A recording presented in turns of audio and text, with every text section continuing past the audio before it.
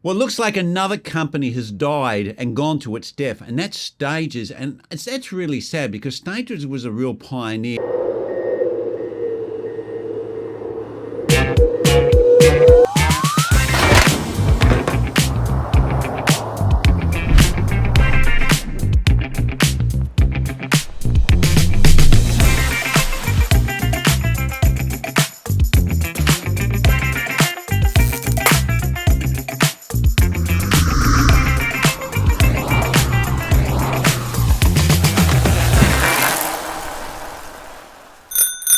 And really started the low-cost power meters, which allowed the average person to be able to get easily into using a power meter, being able to do pacing and control and train on a way where they're using power instead of like the heart monitors and other methods and speed, which were very, very inaccurate, especially if you're people like me who kind of got sensitive skin and those straps with the heart rate monitors on them. They used to irritate me. I just couldn't wear them. I actually bought one and I had to sell it. Hardly used it.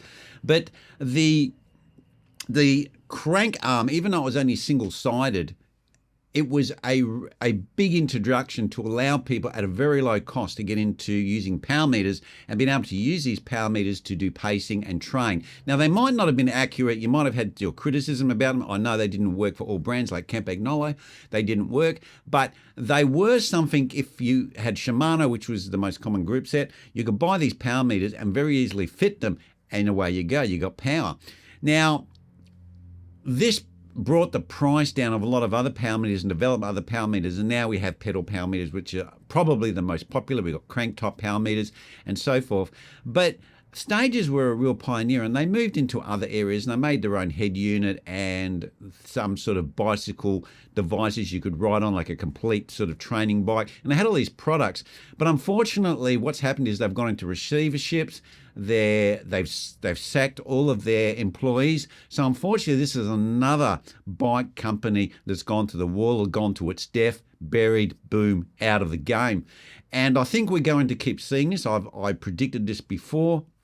We have people like Scott, BMC, and Trek. Trek are pretty obvious that you're seeing that them having problems. They're having massive discounts. Specialized are having massive discounts as well. I don't know if Specialized are in trouble, but Trek, there is rumors in the industry that Trek have issues, and that's really sad because Trek was with US Postal. They were a really big name and helped put cycling on the map. And Trek are one of those like giant brands that like giant, mind the pun. And Specialized in all these other brands. Trek was a really big brand, and if Trek go under, that's really sad. But unfortunately, unless the bicycle industry changes the way they go and starts to make more kind of simple and inexpensive bicycles that are really good value, then they're not going to be able to compete, because we have electric scooters and electric skateboards and all these type of devices coming onto the market. And really, those things are like a lot more complex in reality. And you just buy them and they're really cheap. They're very, very cheap. And you can jump on these devices and you can ride.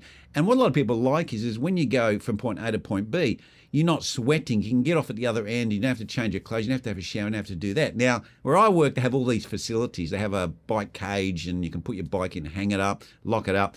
You've got showers, you've got lockers, you've got everything, got change rooms. So that's really good. But not everyone has that opportunity or that facility at their work to do that. And scooters can just be left near your desk. They're really handy. And of course, you don't need to get changed because you haven't sweated. You've just standed on the little scooter and away you go.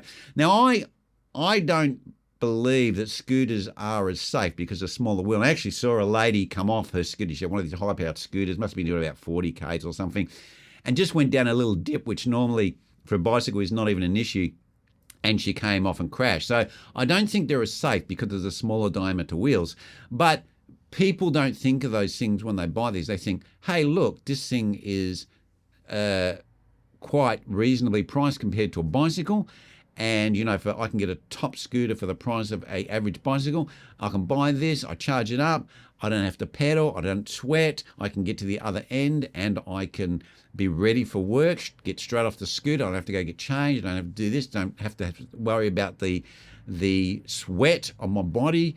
and, have sweating, so I don't have to get changed. So all these things are big pluses for these scooters. Now, for people like me, I like to keep exercising, because when you get to my age, if you don't keep moving, you don't keep exercising, it all seizes up. Now, I don't go very fast. Those days are gone for me. But I find that I need to do movement all the time to make sure that my body is still functional, because if I don't do these exercises, it's almost like I seize up. It's almost like the rust sets in. So I do exercise every morning, plus I ride my bike. That keeps me flexible, keeps me moving, and keeps me feel younger. And also, I don't have any restrictions on my body. I don't have any sore knees or hips or whatever like that. So I've managed to manage them. I did have a bit of a shoulder problem from doing too many push-ups, but I've been to the chiropractor, got that fixed. So that's all good. But as far as the bike industry goes, I do think this death cycle is going to continue. And we've even got companies like FSA now who have got recalls on the crank like Shimano. We've got BMC, we've got Scott, and we've also got Trek. These all look like they're not in very good shape. So I think that the cycle or the spiral of death is going to continue, unfortunately. Well, leave your comments down below. What are you seeing happening in the industry?